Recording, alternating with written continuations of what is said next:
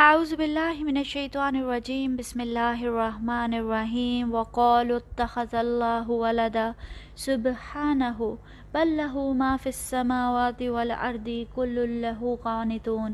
یہ کہتے ہیں کہ اللہ تعالیٰ کی اولاد ہے، نہیں بلکہ وہ پاک ہے، زمین و آسمان کی تمام مخلوق اس کی ملکیت میں ہے اور ہر ایک اس کا فرما بردار ہے۔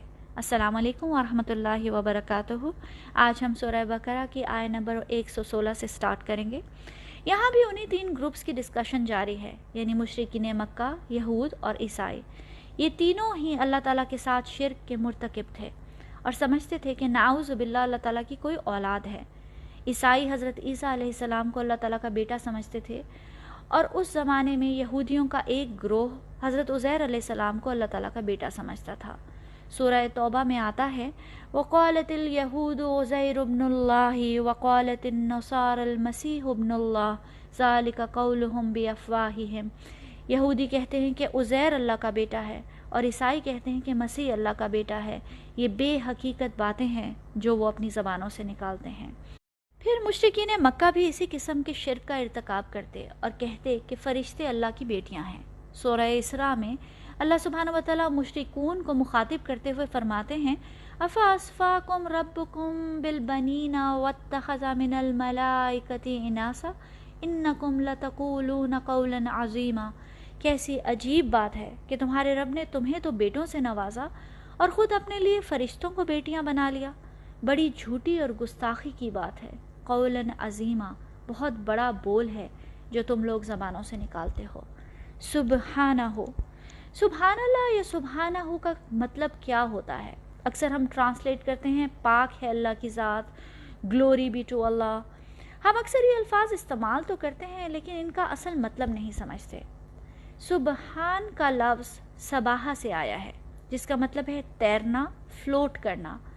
امیجن کریں کہ جب کوئی چیز سمندر کی سطح پر تیر رہی ہوتی ہے تو وہ سمندر کی گہرائیوں اور پستیوں میں جتنی بھی چیزیں ہیں ان سے بالاتر ہوتی ہے، اوپر ہوتی ہے، far above everything else۔ سبحان اللہ کا مطلب بھی یہی ہے کہ مخلوق میں جو بھی کمیاں ہیں، کمزوریاں ہیں، خامیاں ہیں، پستیاں ہیں، اللہ کی ذات ان سب سے پاک ہے، far above ہے، پرفیکٹ ہے۔ اپنی کمزوریوں کا احساس ہونے پر اللہ کی پرفیکشن کا ادراک اور اظہار کرنا سبحان اللہ ہے۔ جیسے جب اللہ تعالیٰ نے فرشتوں کے سامنے تمام چیزیں رکھیں اور کہا مجھے ان کے نام بتاؤ تو انہیں اپنی علم کی کمی کا احساس ہوا، اپنی کمزوری کا احساس ہوا، تو انہوں نے کہا سبحانک لا علم لنا الا ما علمتنا انک انت العلیم الحکیم۔ ہر طرح کے نقص سے پاک تو صرف تیری ذات ہے، یعنی ہر طرح کے علم کی کمی سے پاک۔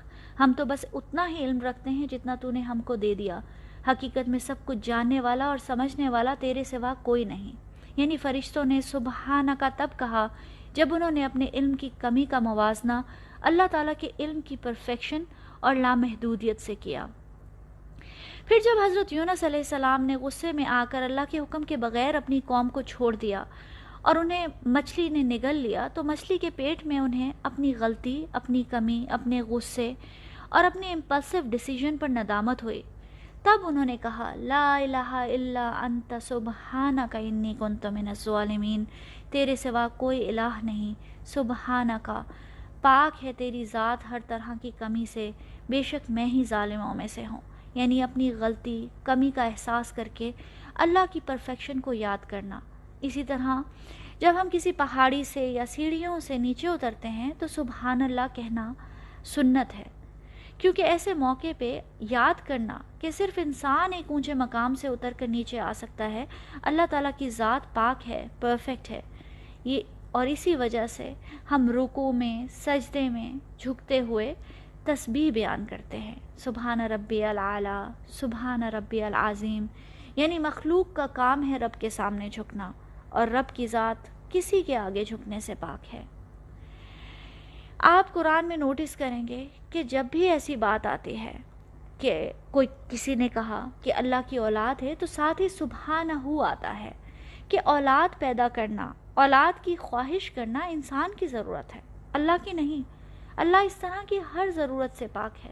انسان فانی ہے، کمزور ہے، محدود ہے، اس لیے انسان اولاد کا خواہش مند ہے۔ انسان کو پتہ ہے کہ ایک دن اس نے ختم ہو جانا ہے، اس لیے وہ اپنی اولاد میں وقت اور پیسہ انویسٹ کرتا ہے، کیونکہ وہ اپنی اولاد اور اپنی اگلی نسل کے ذریعے اس دنیا میں اپنی لیگیسی قائم رکھنا چاہتا ہے۔ وہ سوچتا ہے کہ کل میں نہیں ہوں گا، کم از کم میری اولاد ہوگی۔ اللہ جو ہمیشہ رہنے والا ہے، جو موت اور فنا سے پاک ہے، اسے اولاد کی کیا ضرورت؟ پھر انسان کو یہ بھی پتہ ہوتا ہے کہ آہستہ آہستہ وہ کمزور ہو جائے گا، بڑھاپا آ جائے گا تو اولاد اس کے کام آئے گی، اس کی مدد کرے گی۔ اسی لیے ہر کسی کو فرما بردار، نیک اور تابع دار اولاد کی خواہش ہوتی ہے۔ بڑھاپے میں جب کوئی ہمسایہ، کوئی رشتہ دار، کوئی اپنا کام نہیں آتا تو اولاد کام آتی ہے، اس لیے انسان اولاد کا خواہش مند ہے۔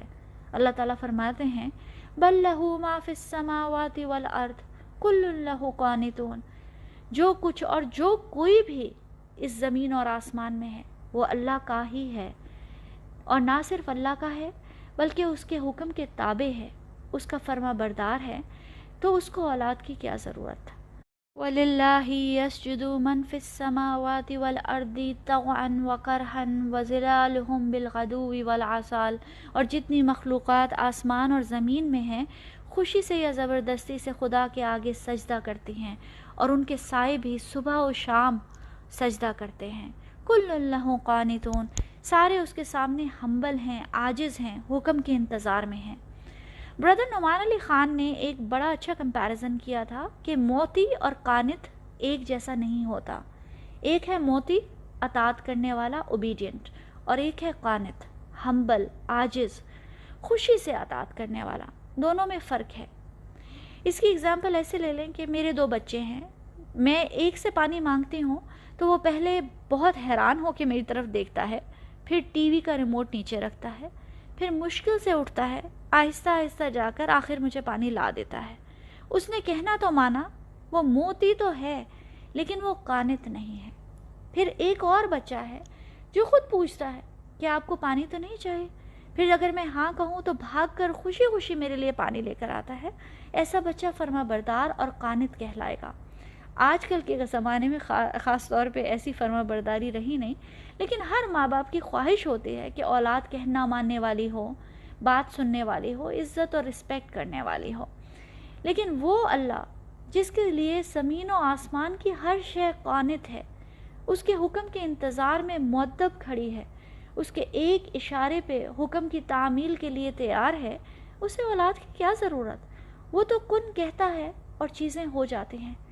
اسی لیے اللہ سبحانہ و تعالیٰ آیت نمبر 117 میں کہتے ہیں بدیع السماوات والارض وَإِذَا قَضَىٰ أَمْرًا فَإِنَّمَا يَقُولُ لَهُ كُن فَيَكُونُ، وہ آسمانوں اور زمین کا موجد ہے، اور جس بات کا وہ فیصلہ کرتا ہے اس کے لیے بس یہ حکم دیتا ہے کہ ہو جا، اور وہ ہو جاتی ہے۔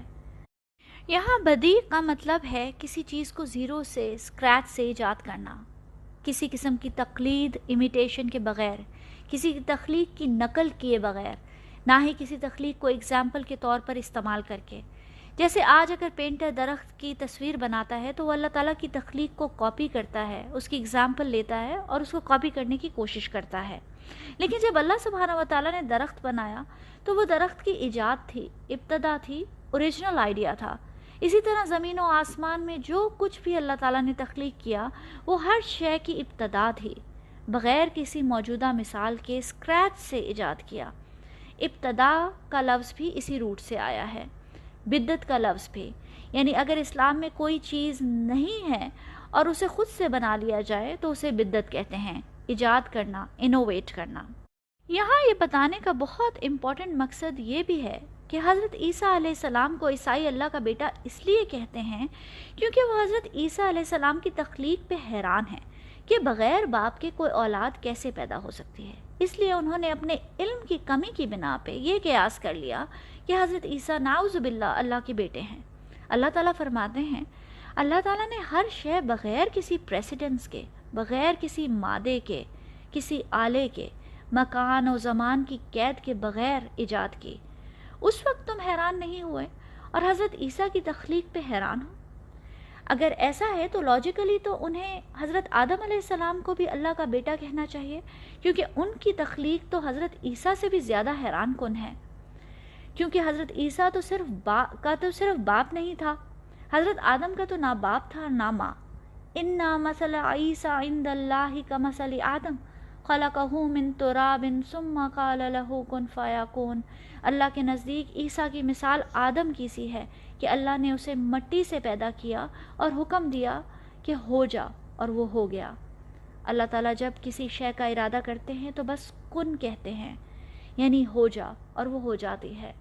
اللہ تعالیٰ کا کن اللہ تعالیٰ کی طاقت، قدرت اور ایبلٹی کا بھرپور اظہار ہے. وَإِذَا قَضَىٰ أَمْرًا فَإِنَّمَا يَقُولُ لَهُ كُن فَیَکُون. قضا کا مطلب ہے کسی کام کا فیصلہ کرنا، اسی لیے جج کو قاضی کہا جاتا ہے کیونکہ وہ فیصلہ کرتا ہے. سورہ یاسین میں بھی آتا ہے انما امرہ اذا اراد شیئا ان یقول لہ کن فیکون. اس کے امر کی شان تو یہ ہے کہ وہ جب کسی چیز کا ارادہ کر لیتا ہے تو وہ کہتا ہے کن، یعنی ہو جا، اور وہ ہو جاتی ہے. یعنی اصل شے اللہ تعالیٰ کا ارادہ اور فیصلہ ہے. جب فیصلہ ہو جاتا ہے تو پھر اس کام کے ہونے میں لمحہ بھی نہیں لگتا. وَمَا أَمْرُنَا إِلَّا وَاحِدَةٌ كَلَمْحٍ بِالْبَصَرِ.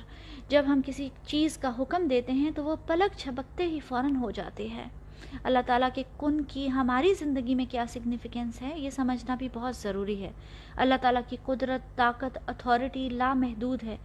جو زمین و آسمان کو بنانے والا ہے وہ ہماری زندگی میں ہر شے پہ قادر ہے. کوئی چیز بھی اس کے دائرہ اختیار سے باہر نہیں، لیکن اصل چیز اس کا ارادہ، اس کا فیصلہ ہے. اس کے ارادے کو اپنے حق میں کرنے کے لیے بندہ دعائیں کرتا ہے، عبادت کرتا ہے، گڑ گڑاتا ہے. ہماری خواہش اور اس کے کن کے درمیان صرف ایک دعا ہے. جیسے کوئی بھکاری سڑک پر جانے والے سے بھیک مانگتا ہے، گڑ گڑاتا ہے، اپنے مسئلے بتاتا ہے، اپنی مشکلوں کا اظہار کرتا ہے تاکہ سننے والا دینے کا ارادہ بنا لے، اور اگر ارادہ بن گیا تو بس جیب میں ہاتھ ڈالنا ہے اور دینا ہے. اللہ تعالیٰ کا دینا اس سے بھی زیادہ آسان، اور اللہ تعالیٰ کے خزانے لامحدود ہیں. اگر اس نے ارادہ کر لیا تو ہماری خواہشات صرف ایک کن کے فاصلے پر ہیں. جامعہ ترمذی کی ایک حدیث ہے، یہ ذرا لمبی حدیث ہے لیکن اتنی خوبصورت ہے کہ انشاءاللہ آپ کو اس کا ضرور فائدہ ہوگا. ابو ذر الغفاری رضی اللہ عنہ کہتے ہیں کہ رسول اللہ صلی اللہ علیہ وسلم نے فرمایا، اللہ تعالیٰ فرماتا ہے کہ اے میرے بندوں، تم سب گمراہ ہو سوائے اس کے کہ جسے میں ہدایت دوں، اس لیے تم سب مجھ سے ہدایت مانگو، میں تمہیں ہدایت دوں گا. اور تم سب کے سب محتاج ہو سوائے اس کے کہ جسے میں غنی مالدار کر دوں، اس لیے تم مجھ ہی سے مانگو، میں تمہیں رزق دوں گا. اور تم سب گناہ گار ہو سوائے اس کے کہ جسے میں عافیت دوں. سو جسے یہ معلوم ہو کہ میں بخشنے پر قادر ہوں، پھر وہ مجھ سے مغفرت چاہتا ہے تو میں اسے معاف کر دیتا ہوں. اور اگر تمہارے اگلے اور پچھلے، تمہارے زندہ اور مردہ، اور تمہارے خشک و تر سب ایک ہی زمین پر جمع ہو جائیں، اور تم میں سے ہر انسان مجھ سے اتنا مانگے جہاں تک کہ اس کی آرزوئیں پہنچیں، اور میں تم میں سے ہر سائل کو دے دوں، تو بھی میری سلطنت میں کچھ بھی فرق واقع نہ ہوگا مگر اتنا کہ تم میں سے کوئی سمندر کے کنارے سے گزرے اور اس میں ایک سوئی ڈبو کر نکال لے. اور ایسا اس وجہ سے ہے کہ میں سخی بزرگ ہوں، جو چاہتا ہوں کرتا ہوں. میرا دینا صرف کہہ دینا ہے اور میرا عذاب بھی صرف کہہ دینا ہے. کسی چیز کے لیے جب میں چاہتا ہوں تو میرا حکم یہی ہوتا ہے کن فیکون، کہ میں کہتا ہوں ہو جا اور بس وہ ہو جاتی ہے. یہ جامع ترمذی کی روایت ہے 2495. بات دراصل یہ ہے کہ جب کن فیکون کا مطلب سمجھ آ جائے تو شرک کی جڑ ہی کٹ جاتی ہے. انسان شرک کرتا کیوں ہے؟ جب وہ اللہ کو چھوڑ کر غیر اللہ کے سامنے مانگنا شروع کر دیتا ہے، ہاتھ پھیلانا شروع کر دیتا ہے، جب وہ یہ سمجھنے لگتا ہے کہ شاید اللہ کے سوا کوئی اور اس کی ضرورت پوری کر سکتا ہے. لیکن اللہ نے کن کا کلمہ اپنی کسی مخلوق کو نہیں دیا، نہ رسولوں کو، نہ انبیاء کو، نہ اولیاء کو، نہ صحابہ کو، نہ فرشتوں کو.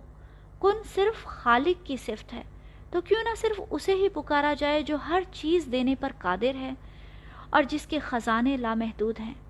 السلام علیکم ورحمۃ اللہ وبرکاتہ.